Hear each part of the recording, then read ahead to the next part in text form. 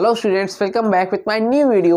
My name is Aamir from A1 coaching. तो students, कैसे आप सब? आई होप बहुत ही अच्छे से और अपनी स्टडी को बहुत अच्छे से कर रहे हैं और बोर्ड्स एग्जाम की प्रिपरेशन आपकी बहुत अच्छे से चल रही होगी, मैं उम्मीद करता हूं। तो हम लोग लास्ट वीडियो में elasticity of demand chapter complete कर चुके थे और उम्मीद करता हूं वहां तक आप लोग अच्छे समझ में भी आ गया था। तो अब हमारे दो चैप्टर बचे, एक है factors of production and the second is theory of supply. तो हमें ये दोनों चैप्टर कंप्लीट करने, तो आज हम लोग थ्योरी ऑफ सप्लाई करेंगे, इसके बाद हम लोग फैक्टर्स ऑफ प्रोडक्शन करेंगे और विद इन 2 to 3 डेज के अंदर मैं आपका सिलेबस कंप्लीट करवा दूंगा।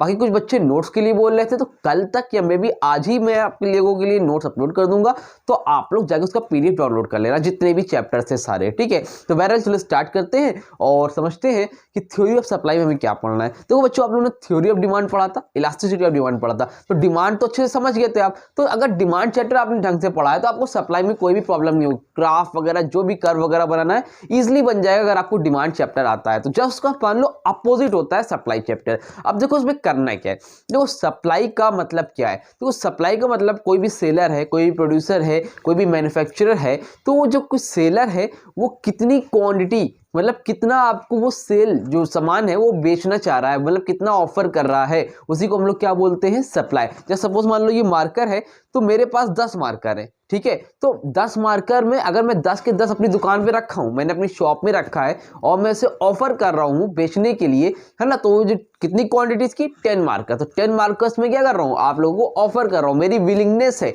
मेरी इच्छा है और मैं इतना बेच रहा हूं, इसको हम लोग क्या बोलेंगे, सप्लाई। जस्ट सपोज मान लो मेरे पास 10 मार्कर है, लेकिन मैं 10 नहीं बेच रहा हूं, 2 मैंने अपने लिए रखे, ऑफर कितने कर रहा हूं, 8 मार्कर। तो वो 8 मार्कर क्या है, वही सप्लाई है। तो जितनी मेरी विलिंगनेस है, जितना मैं आपको सेल कर रहा हूं, मैं बेचना चाह रहा हूं, वही क्या होती है, सप्लाई होती है, ठीक है।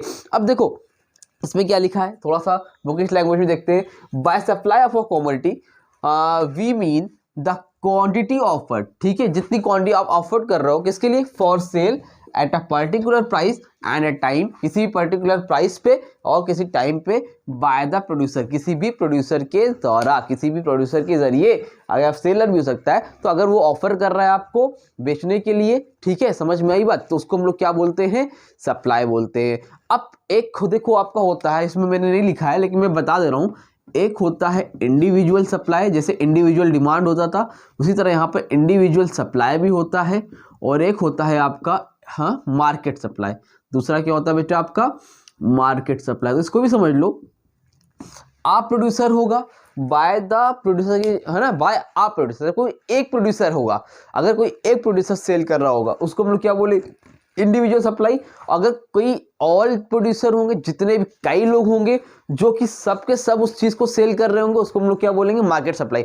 मान लो अगर मैं आमिर, अगर मैं इस मार्कर को सेल कर रहा हूं, तो वहां पर क्या हो गया, इंडिविजुअल सप्लाई है, क्योंकि मैं ही सेल कर रहा हूं। लेकिन अगर कई लोग हैं जो कि राम श्याम सब लोग क्या कर रहे हैं, बेच रहे हैं, वो क्या हो जाएगी वहां पर, मार्केट सप्लाई। समझ में आई बात। तो ऑल लिखोगे तो मार्केट सप्लाई, और लिखोगे तो इंडिविजुअल सप्लाई, दैट्स इट। ये आपका हो गया सप्लाई। उम्मीद करता हूं यहां तक अच्छे से समझ में आ गया। अब देखो आगे एक कॉन्सेप्ट छोटा सा आता है, supply versus stock. Supply versus stock मतलब बच्चों अक्सर कंफ्यूज हो जाते हैं और पेपर में अक्सर पूछ लेता है डिफरेंस 1-2 नंबर में कि सप्लाई और स्टॉक के बीच में क्या डिफरेंस होता है। देखो सप्लाई स्टॉक के बीच में बस इतना ही डिफरेंस होता है। जिस सपोज मान लो सॉरी, तो मान लो आपकी शॉप है, आप टीवी बेचते हो, क्या करते हो, टीवी बेचते हो, टीवी सेल करते हो।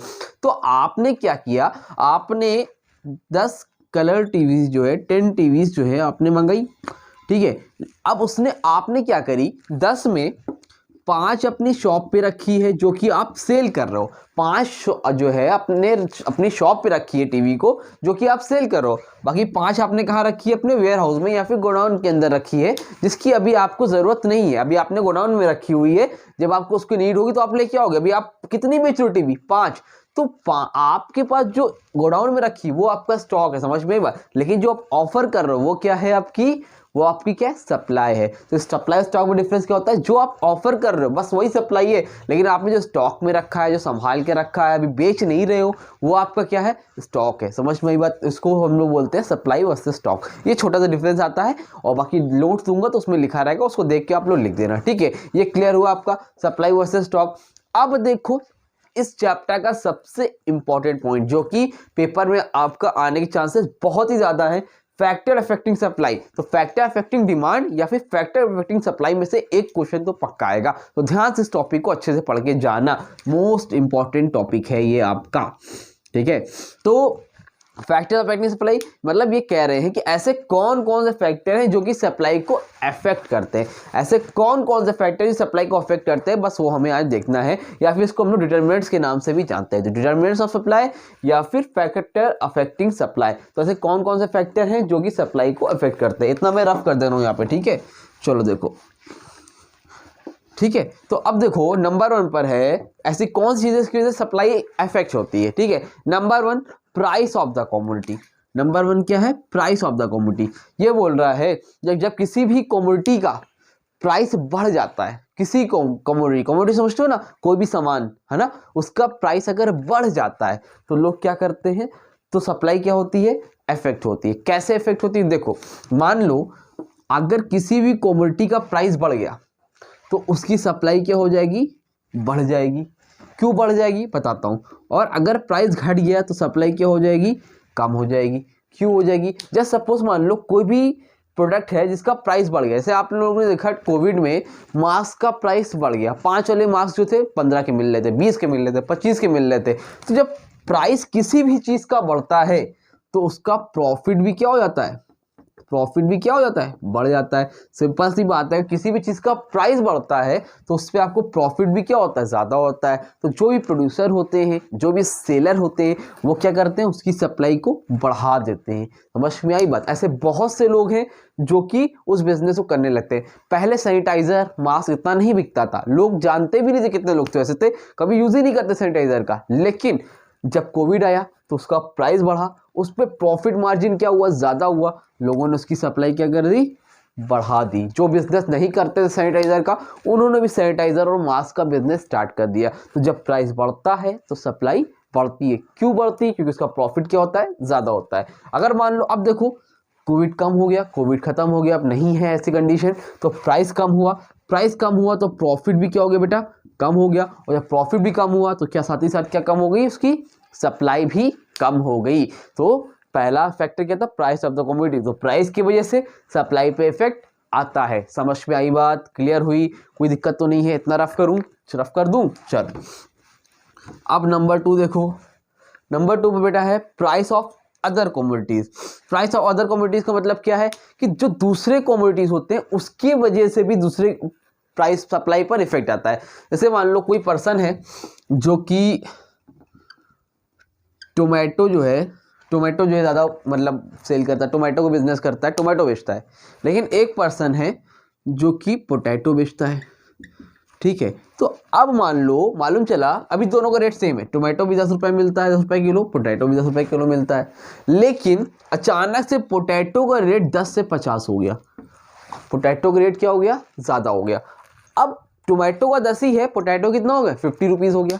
तो अब अगर पोटैटो का प्राइस बढ़ गया तो क्या हुआ? इस पे प्रॉफिट भी क्या होगा? ज़्यादा होगा। तो अब जो ऐसे जितने भी लोग थे जो कि टमाटर बेच रहे थे, वो क्या बेचने लगेंगे? पोटैटो बेचने लगेंगे। ऐसा होता है ना भाई, कोई आप बिजनेस कर रहे हो है ना, तो आपको लग रहा है कि उस पर प्रॉफिट ज़्यादा है तो लोग उस बिजनेस को करने लगते हैं। समझ में ही बात? तो वही बोल रहा है प्राइस ऑफ अदर कमोडिटीज। अगर कोई भी ऐसी चीज़ है जिसमें अगर दूसरे प्रोडक्ट का, उससे रिलेटेड जो भी गुड्स होते हैं, अगर उसका प्राइस बढ़ जाता है तो उसकी सप्लाई भी क्या हो जाती है? कम हो जाती है। तो यहाँ पर टोमेटो सप्लाई क्या हो जाएगी भाई? कम हो जाएगी। और पोटैटो क्या हो जाएगी? बढ़ जाएगी। अगर इसका अपोजिट हो जाए, टोमेटो का रेट बढ़ जाए तो टोमेटो की सप्लाई बढ़ जाएगी और उसकी क्या हो जाएगी? कम हो जाएगी। नंबर 2 क्या है? Price of other commodities. Clear हुआ? समझ में आया? कोई डाउट तो नहीं है? चलो, उम्मीद करता हूँ यहाँ तक समझ में आ गया। Number 3 price of factors of production. Number 3 क्या बेटा? Prices of factors of production. Factor of production का मतलब क्या है? फैक्टर ऑफ प्रोडक्शन तो लैंड, लेबर, कैपिटल, ये सारी चीज़ें होती है। एंटरप्रेन्योर, तो लैंड, लेबर, कैपिटल। तो आप जब कभी भी कोई भी सामान वगैरह बनाते हो तो उसमें आपको लैंड की ज़रूरत होती है, आदमी चाहिए होते हैं काम करने के लिए, लेबर चाहिए होते हैं। अगर मान लो लेबर ने अपनी फीस बढ़ा दी, लैंड बढ़ गई, कैपिटल के पैसे बढ़ गए, है ना, जो भी ये सारी चीज़ें थी, जो भी फैक्टर्स ऑफ प्रोडक्शन जिससे आप प्रोडक्शन करते हो, रॉ मटेरियल वगैरह महंगा हो गया। अगर फैक्टर्स ऑफ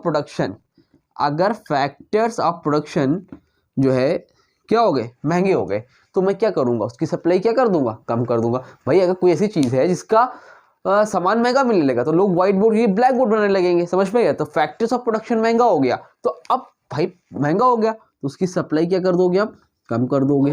भाई सिंपल सी चीज़ है, अगर कोई भी चीज़ पहले मुझे सस्ती बनानी पड़ती थी, मैं मार्केट बनाता 10 रुपये बन जाती, मैं 20 की बेच देता था। अब क्या हुआ भाई, ये इसको बनाने में कॉस्ट ज़्यादा आ रही है, कॉस्ट इसकी ज़्यादा लग रही है। फैक्टर्स ऑफ प्रोडक्शन क्या हो गया, महंगा हो गया। लेबर महंगे हो गए, जो 200 रुपये में काम करते थे वो 1000 में कर रहे हैं, है ना। लैंड महंगी हो गई, किराए की ज़मीन चाहिए नहीं मिल रही है, कैपिटल महंगा हो गया, तो सारी चीज़ें महंगी हो गई। और जब महंगी हो जाएगी तो सप्लाई क्या हो जाएगी, कम हो जाएगी। अगर फैक्टर्स ऑफ प्रोडक्शन कम हो गए तो सप्लाई क्या हो जाएगी, बढ़ जाएगी। समझ में आई बात। तो ये भी एक फैक्टर होता है जो कि अफेक्ट करता है हमारी सप्लाई को। क्लियर हुआ, 3 पॉइंट आपके हो गए। ठीक है, इतना रफ करूं, आगे बढ़ा जाए। चलो उम्मीद करता हूँ यहाँ तक अच्छे समझ में आया। बहुत इंपॉर्टेंट है, ध्यान समझो।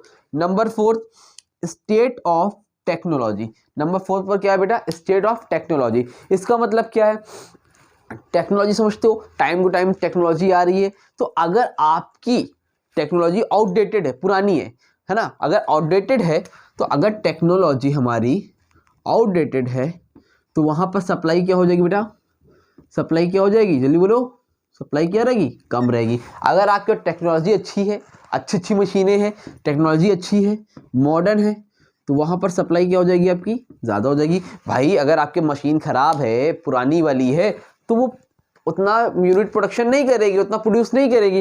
लेकिन आपकी मॉडर्न टेक्नोलॉजी की सप्लाई क्या हो जाएगी, वहाँ पर ज़्यादा हो जाएगी। तो टेक्नोलॉजी का भी फ़र्क पड़ता है हमारे सप्लाई पर। ठीक, number 5 taxes and subsidies.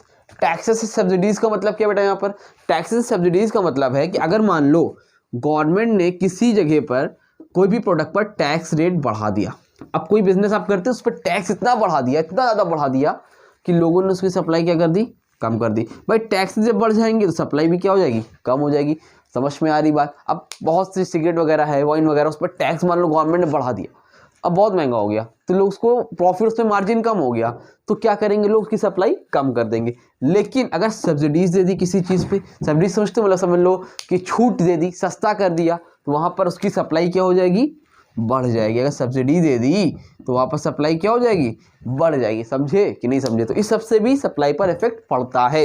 Number 6 goals of the firm. Last है गोल्स ऑफ द फर्म। ठीक है, तो आपकी बुक में आई थिंक 8-9 दे रखे हैं, बट मैंने 6 बताए हैं, और पेपर में आपको 5 से ज़्यादा नहीं करना है, मैक्सिमम 5, शॉर्ट में आएगा तो 2, 6 बता दिए, जो भी आपको बेटर लगेगा आप वो कर लेना। ठीक, लास्ट क्या है, गोल्स ऑफ द फर्म, कि फर्म का गोल क्या है।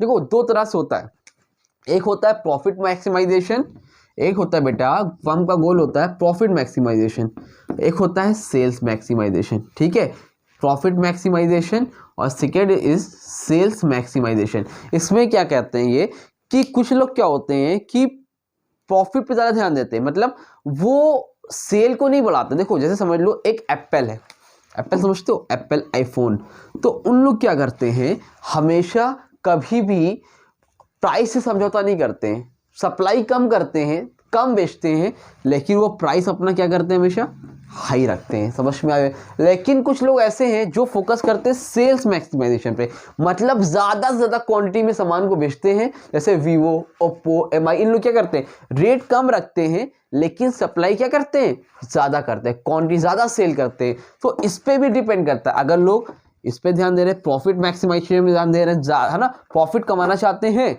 लेकिन सेल्स को बढ़ाते नहीं है। समझ में आ रही बात। तो ऐसी कंडीशन में क्या होगा, सप्लाई कम होगी, और अगर ये ज़्यादा बेच के पैसा कमाना चाहते हैं तो वहाँ पर सप्लाई क्या होगी बेटा, ज़्यादा होगी। समझ में आ रही, वहाँ पर सप्लाई क्या होगी, ज़्यादा होगी। क्लियर है। तो ये आपके 6 फैक्टर्स होते हैं थ्योरी ऑफ सप्लाई के, factors of factors affecting supply, जिससे आपकी सप्लाई अफेक्ट होती है। उम्मीद करता हूँ यहाँ तक आपको अच्छे से समझ में आ गया होगा। नेक्स्ट वीडियो हम लोग देखेंगे आपका लॉ ऑफ सप्लाई, और साथ ही साथ इसका कर्व कैसे बनता है, इसकी टेबुलर फॉर्म में कैसे बनाते हैं, इसको सारी चीज़ें हम लोग देखेंगे, और चैप्टर को कोशिश करेंगे नेक्स्ट वीडियो में ही कंप्लीट कर दें। तो 3 से 4 दिन लगेगा, मैंने बोला है, तो पूरा कंप्लीट हो जाएगा सिलेबस। बाकी आप लोगों का history, civics, economics mostly completed है, कॉमर्शियल स्टडीज़ पूरे सिलेबस हिंदी छोड़ के सब अपलोडेड है। आप जाके चैनल पे जाओ, प्लेलिस्ट में जाओ, सिविक्स, हिस्ट्री, सब, ज्योग्राफी भी अपलोड होने वाला है 1 से 2 दिन में, वो भी पूरा अपलोड हो जाएगा।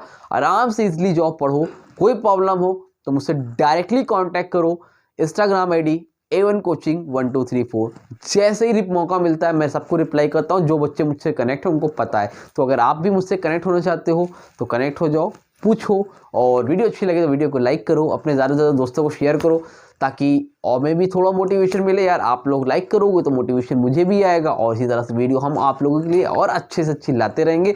और हम लोग 15 जनवरी तक इसको पूरा कंप्लीट कर लेंगे, सब कुछ, कॉमर्स, इकोनॉमिक्स, इंग्लिश, SST, सब कुछ।